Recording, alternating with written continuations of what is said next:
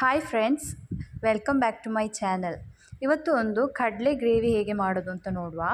So ಅದಕ್ಕೆ ನಾವು soak ಮಾಡಿಟ್ಟ ಕಡಲೆ, ಉಪ್ಪು, ಅರಿಶಿನ, ನೀರು ಹಾಕಿ ಒಂದು 5 to 6 ವಿಸಲ್ ಕೂಗಿಸಿಟ್ಕೊಳ್ಬೇಕು.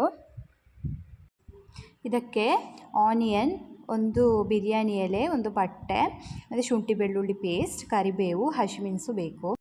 ಮತ್ತು ಒಂದು ಪಾತ್ರೆ ಬಿಸಿಯಾಗಕ್ಕಿಟ್ಟು ಅದಕ್ಕೆ ಕೊಕೊನೆಟ್ ಆಯಿಲ್ 1-2 ಸ್ಪೂನ್, ಮತ್ತು ಪಟ್ಟೆ, ಬಿರಿಯಾನಿ ಎಲೆ ಹಾಕಬೇಕು.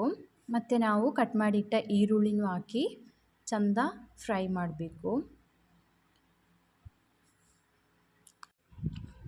ಫ್ರೈ ಆದಮೇಲೆ ಇದಕ್ಕೆ ಹಸಿಮೆಣಸು ಮತ್ತು ಕರಿಬೇವು ಸಹ ಹಾಕಿ ಇನ್ನೂ ಸ್ವಲ್ಪ ಫ್ರೈ ಮಾಡ್ಕೊಳ್ಳಿ.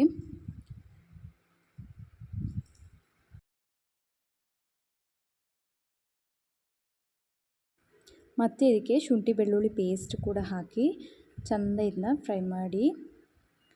ಚೆಂದ ಫ್ರೈ ಆದಮೇಲೆ ಲೋ ಫ್ಲೇಮಲ್ಲಿಟ್ಟು ಇದಕ್ಕೆ 2 ಸ್ಪೂನ್ ಮೆಣಸಿನ ಪುಡಿ, ಖಾರಕ್ಕೆ ಎಷ್ಟು ಬೇಕು ಅಷ್ಟು 2 ಸ್ಪೂನ್ ಮೆಣಸಿನ ಪುಡಿ, ಮತ್ತು 2 ಸ್ಪೂನ್ ಧನಿಯಾ ಪುಡಿ, ಮತ್ತು 1-1.5 ಸ್ಪೂನು ಚಿಕನ್ ಮಸಾಲ, ಮತ್ತು ಒಂದು ಸ್ಪೂನು ಗರಂ ಮಸಾಲ ಕೂಡ ಹಾಕಿ ಚೆಂದ ಈ ಆಯಿಲಲ್ಲಿ ಅದನ್ನ ಫ್ರೈ ಮಾಡಬೇಕು.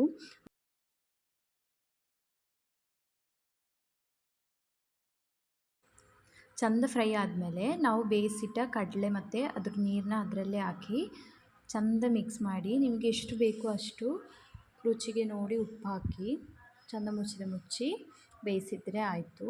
ಚೆಂದ ಇದು ನೀರು ಡ್ರೈ ಆಗಬೇಕು.